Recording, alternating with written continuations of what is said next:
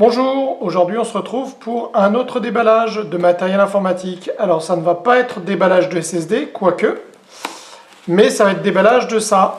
Qu'est-ce que c'est que ça? Eh bien c'est tout simplement un boîtier de stockage de disques de 2,5 pouces.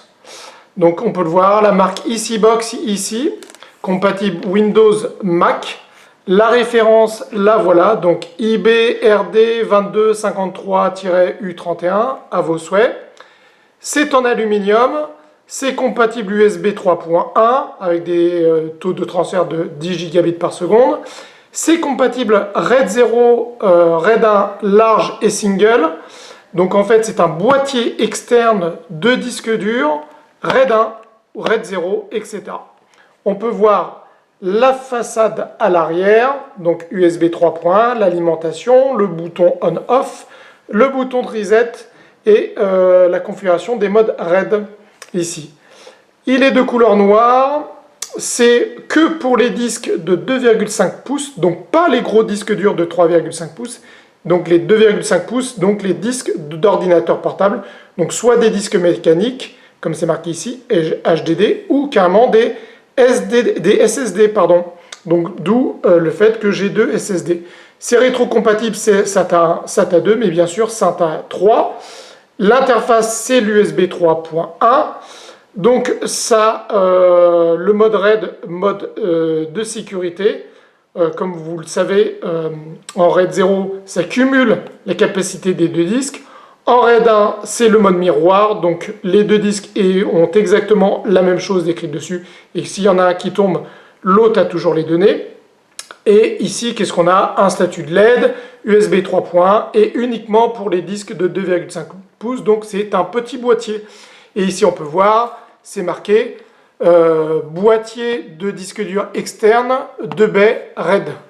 Et ici, on peut le voir, la façade du disque, tout simplement. Et maintenant, on peut voir aussi que ça inclut maintenant un câble USB type C pour les ordinateurs, notamment portables, qui ont beaucoup d'USB type C. Pour les ordinateurs, les stations, c'est de plus en plus, mais ce n'est pas encore totalement le cas au moment où je fais la vidéo. Là, on voit encore des caractéristiques. Donc on peut voir des transferts de 780 mégabits par seconde en RAID 0 parce que ça cumule et en même temps ça cumule aussi la vitesse. USB 3.1, rétrocompatible USB 3, USB 0. Les niveaux de RAID c'est RAID 0, 1, large single, compatible Windows et macOS. Ça ne met pas d'informations sur les systèmes d'exploitation, quel type de version de macOS ou de Windows, mais ça ne devrait pas poser de problème. Tout un tas d'informations ici. Là, on a encore une fois les informations, cette fois-ci en allemand, puisque EasyBox appartient à Redsonic, qui est une marque allemande. On peut voir d'ailleurs easybox.de ici. Et sur le dessous de la boîte, qu'est-ce qu'on a? On a toutes les informations dans différentes langues. La langue qui nous intéresse le plus, c'est la langue du dessus, la langue en français. On retrouve encore les mêmes informations. Donc maintenant, on va voir. On va ouvrir. Alors, il n'y a pas de stickers, rien, donc pas besoin du couteau tomate. On fait juste ça. Voilà.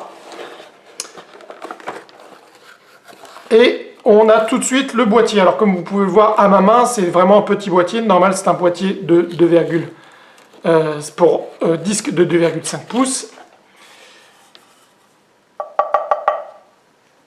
En aluminium. Alors, qu'est-ce qu'on peut dire au premier abord? Alors, en aluminium noir, on voit ici le logo EasyBox qui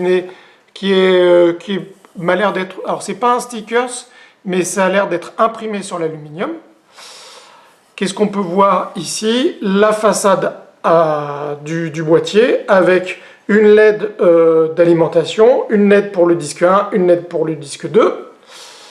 Qu'est-ce qu'on peut voir ici à l'arrière? À l'arrière, on revoit les différents modes RAID avec les switches. Donc là, il est configuré en mode single. Donc ça veut dire que chaque disque est vu par le système de manière indépendante. RAID 0, ça cumule la vitesse et la capacité des disques. RAID 1, c'est le mode miroir. Et large, ça cumule, mais en additionnant et sans la vitesse. Et donc là, il est en mode RAID 1, en mode single. Moi, je vais le mettre en mode RAID 1.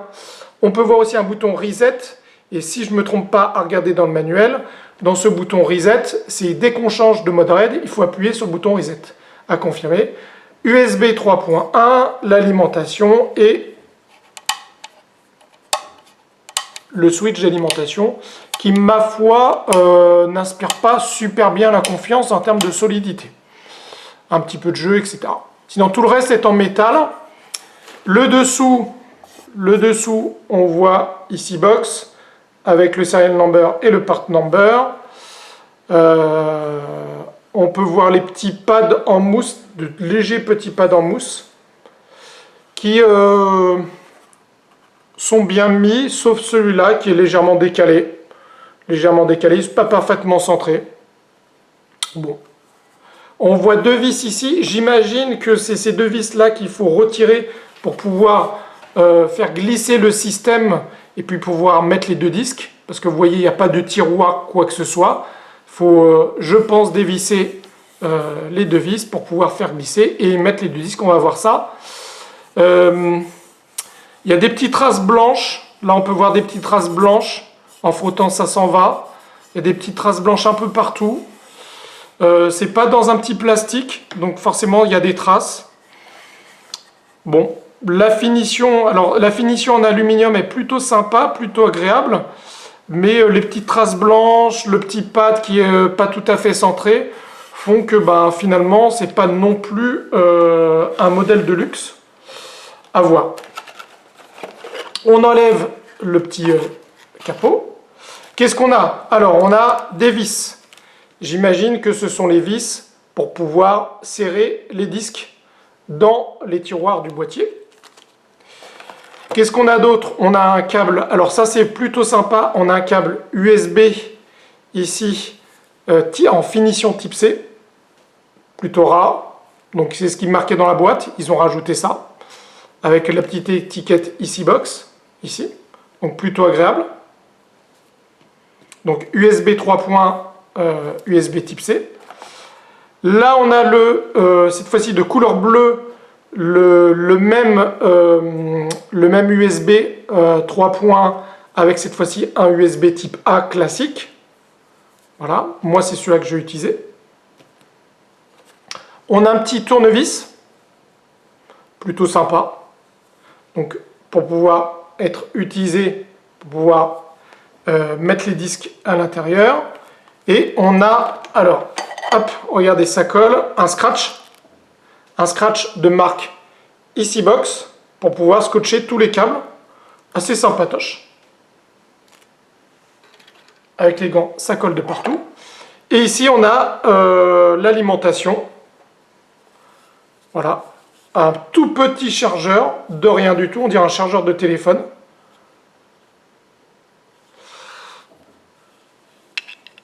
Voilà. Alors, voir la longueur des câbles, on va enlever ça juste après. Ici, on a un petit carton de remerciement d'achat de produits EasyBox. Et si on n'est pas content, on peut le dire. Alors c'est assez marrant, ça fait un petit peu old school avec tous les smileys.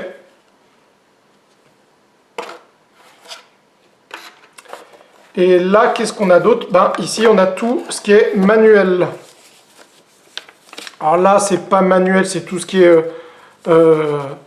information importante, tout ce qui est safety, sécurité. Je regarde si c'est... alors pour l'instant, je vois en anglais, en allemand, et qu'en anglais et en allemand. Voilà, uniquement. On met ça de côté. Et ici, on a tout simplement le manuel d'utilisation qui est en anglais et en allemand. Donc, où il y a tout un... Alors, apparemment... et non, je me trompe parce qu'il y a aussi une partie en français qui est à la page 8. Donc, on va regarder ça. Page 8. Parce que ça va nous indiquer notamment comment démonter tout ça. Alors c'est bien ce que je disais, si vous regardez ici, il faut enlever les deux vis du dessous du boîtier, faire glisser le système, et puis après avec 8 vis, donc 4 de chaque côté, et ben on met les disques. Un en haut et un en bas, un par le dessous et un par le haut. Voilà, tout simplement. On voit la configuration du RAID, et on va voir ça d'un petit peu plus près, juste après. Voilà, donc si je prends un SSD, donc un SanDisk SSD Plus de 1 Tera, donc là c'est 2 de 1 Tera, un que j'avais déjà, que j'avais déballé d'ailleurs dans une vidéo précédente sur la folie et la foire au SSD, et un autre que je viens de recevoir, toujours de 1 Tera, un SSD SanDisk SSD Plus, donc 2 SSD Plus. Donc ils ont des numéros de série assez éloignés pour faire en sorte qu'ils n'ont pas été fabriqués en même temps, puisque je les ai vraiment achetés à plusieurs semaines, voire plusieurs mois de différence, de décalage, donc il n'y a pas de souci. Donc en fait, le but c'est de prendre ce boîtier, de le mettre en RAID 1, donc en mode miroir, d'avoir donc un disque dur externe de 1 Tera sécurisé en mode miroir. Sinon, ma foi, le fait qu'il soit en aluminium est plutôt classe. Et bien maintenant, ce que je vous propose, c'est de déballer un petit peu les câbles, notamment le câble qui va me servir en USB type A, et ben je vais déballer l'autre, l'USB type C. Voilà la longueur. On a un petit 50 cm, un petit 50 cm de longueur pour le câble d'USB type A. L'USB type C, est-ce qu'il a la même longueur? On va regarder ça. Et après, on fera le chargeur d'alimentation. Hop, un petit peu emmêlé, mais je vais y arriver. Avec les gants, c'est pas facile.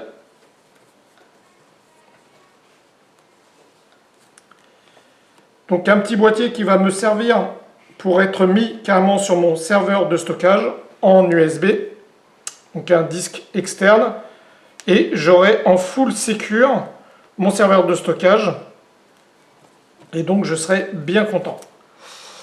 Voilà. La longueur de l'USB type C est plus importante. Regardez, je prends les deux là. Je fais la longueur et on peut voir que l'USB type C est beaucoup plus long. L'USB type C, lui, doit faire un bon 70 cm de longueur. Marrant que ça ne soit pas de la même longueur.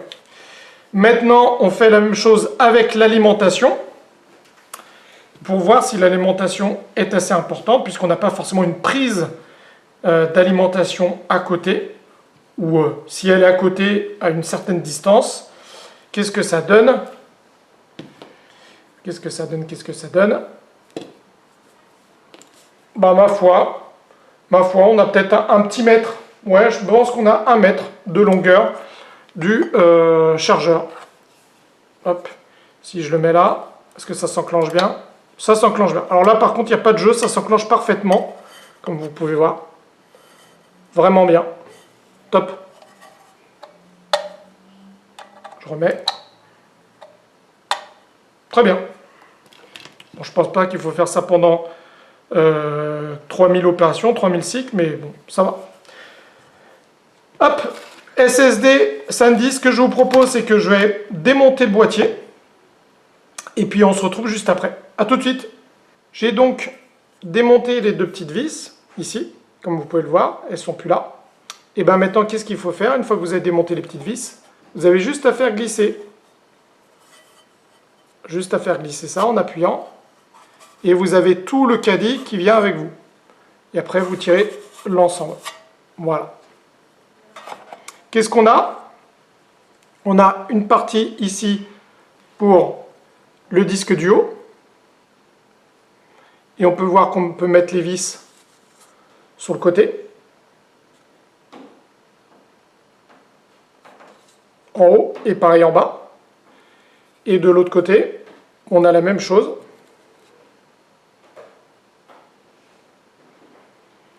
Donc ça, c'est le disque du haut, le plateau du haut. Et le plateau du bas, il suffit de tourner. Et voilà, on a la même chose avec le plateau du bas. avec la carte mère sur le fond. La carte mère ici, et la carte mère qu'on retrouve également ici. Voilà. Donc maintenant, qu'est-ce que je vais faire? Ben, j'ai déjà configuré en mode RAID 1, comme vous pouvez voir. Le switch 1 vers le haut, le switch 2 vers le bas. Et ben maintenant, ce que je vais faire, c'est que je vais mettre les deux SSD. Donc, j'en profite. Celui-là, je l'ouvre devant vous. Pareil, pas besoin du couteau tomate. Ciseaux suffira. Voilà.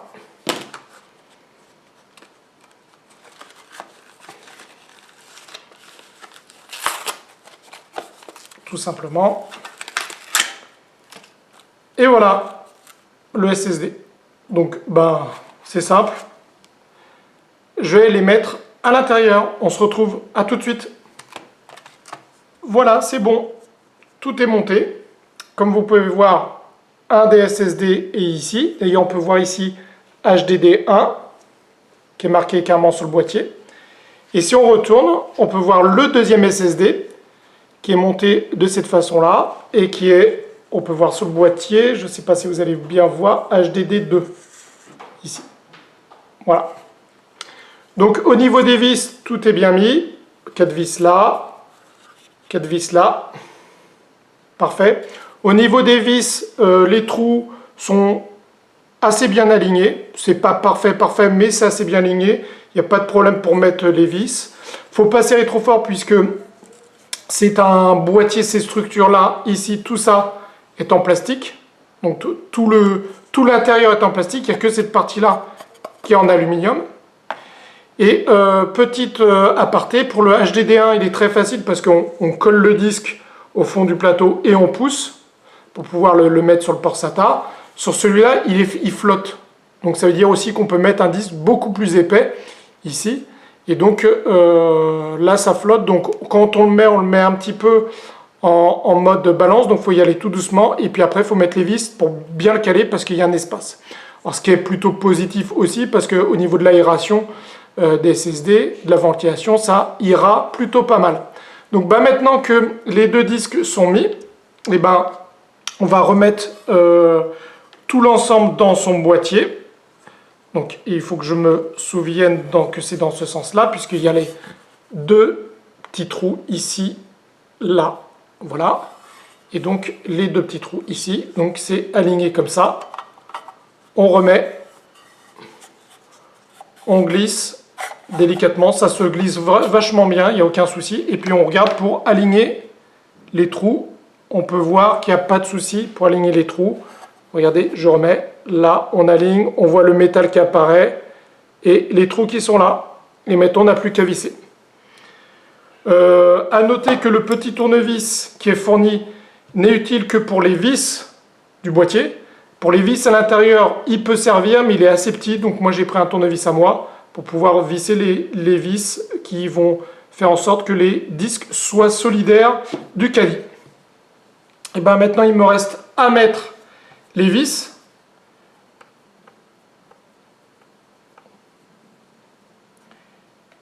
Une vis, l'autre. Alors elles sont toutes petites. Alors il n'y a pas de spare en vis, que ce soit les vis pour faire en sorte que les disques soient solidaires du caddie ou les autres.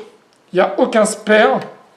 Donc si on les perd, si on en perd une, on l'a dans la mouise. Hop, bien aligner tout l'ensemble.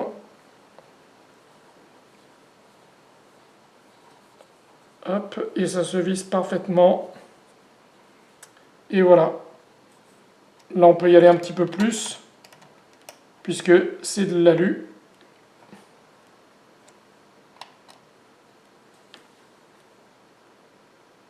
Et voilà. J'ai mon boîtier RAID 1 avec deux SSD de 1 Tera. J'ai un peu lu aussi la notice. C'est bien ici parce que petit aparté, on voit des grilles de ventilation. On peut voir d'ailleurs le fond. Voilà. J'ai lu la notice. Les LED indique plusieurs choses. Bien sûr, s'il y a un disque qui est défectueux, l'une des LED du disque défectueux va rester bleu allumé en continu. Au moment de la reconstruction, si on met un autre disque, au moment de la reconstruction du RAID 1, eh ben, les LED vont clignoter très lentement. Et puis sinon, quand c'est en accès, ben, les LED vont clignoter de manière tout à fait classique. Donc les LED indiquent pas mal de choses. Encore une fois, si l'un des deux disques est défectueux, la LED restera allumée en continu. Voilà, en tout cas tout est dans le manuel.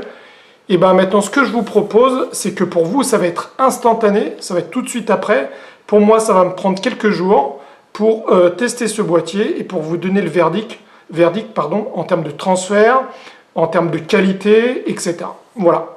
Et ben je vous dis, oh, décidément j'ai du mal, je vous dis à tout de suite. Alors ça fait plusieurs jours que j'ai installé le boîtier sur mon serveur en boîtier externe, en USB 3. Et donc ça fait plusieurs jours donc, que je le teste et que je l'utilise. Pour information, lorsque j'ai inséré les deux SSD, que vous avez pu voir dans la partie précédente, que j'ai branché pour formater et pour détecter tout ça, j'avais fait le switch à l'arrière. J'avais fait le switch pour le mettre en mode RAID 1. Chose apparemment qu'il ne fallait pas faire, puisque en le branchant après, en manipulant, eh ben, j'ai un seul des SSD qui était correctement détecté et l'autre qui n'était pas détecté. Donc j'avais un échec sur le RAID 1. Et celui qui n'était pas détecté, il m'était impossible de le formater avec le boîtier. Du coup, ce que j'ai fait, c'est que j'ai dû retirer le SSD et le mettre dans un autre ordinateur pour pouvoir le formater correctement et après le remettre à l'intérieur, même avec après de remettre toujours de laisser en RAID 1 et de faire un reset avec le bouton qui est derrière pour pouvoir réactiver. Et seulement après cette manipulation, le système RAID 1 a fonctionné et les deux SSD ont été correctement détectés et formatés. Ce qui veut dire une chose, c'est que ne faites pas la même erreur que moi. Pour éviter ce genre de problème avec ce boîtier, laissez au premier branchement, laissez le réglage du RAID, du single, etc. comme c'est à l'origine. Faites la détection, faites le formatage des disques et seulement après avoir débranché, éteint le boîtier, là mettez votre système RAID, votre réglage RAID que vous souhaitez, votre réglage de disque dur que vous souhaitez, faites un reset et après vous pouvez utiliser le disque. Moi c'est ce que je conseille, puisque sans faire ça, comme je viens de vous le dire, j'ai eu un problème avec notamment un des disques qui n'était pas correctement détecté et même impossible à formater. Est-ce que c'est normal? Est-ce que c'est pas normal? Ça je ne peux pas vous dire. C'est quelque chose qui ne m'étonne pas parce que même d'autres constructeurs qui utilisent aussi ce genre de système, ce genre de réglage avec un switch à base soit de tournevis ou à base de switch, on demande à ce qu'on ne change pas le réglage à la première utilisation et que seulement après la première utilisation on puisse changer le réglage, notamment en appuyant sur le bouton reset. Moi c'est pas ce que j'ai fait, donc du coup est-ce que je suis tombé dans le piège ou pas? Apparemment oui. On va laisser le doute à ce boîtier, puisque pour le reste, une fois que tout est rentré dans l'ordre, qu'est-ce que j'ai à vous dire? Rien de bien spécial. Ce boîtier fonctionne correctement. Comme vous pouvez le voir, il y a les LED bleus des deux disques qui disent qu'ils fonctionnent très bien. Et donc, le RAID est bien détecté. Quand je le mets sous Windows avec le mode RAID 1, il n'y a strictement aucun souci. C'est détecté comme un seul disque de 1 Tera avec les deux SSD. Et sinon, à part ça, aucun souci. Donc, est-ce que je recommande ce lecteur externe? Oui, attention à la manipulation, encore une fois, notamment à la première utilisation, au premier branchement. Sinon, pour l'instant, ça fait plusieurs jours, voire même quelques semaines que j'utilise, pour cette dernière partie de la vidéo, le disque, et je n'ai aucun souci. Peut-être un seul petit aussi problème, c'est que le câble d'alimentation me paraît quand même assez court, et me paraît même trop court. Donc ça, c'est un petit problème pour moi. Je trouve qu'il aurait pu être un poil plus long pour être beaucoup plus pratique. En tout cas, dans mon cas.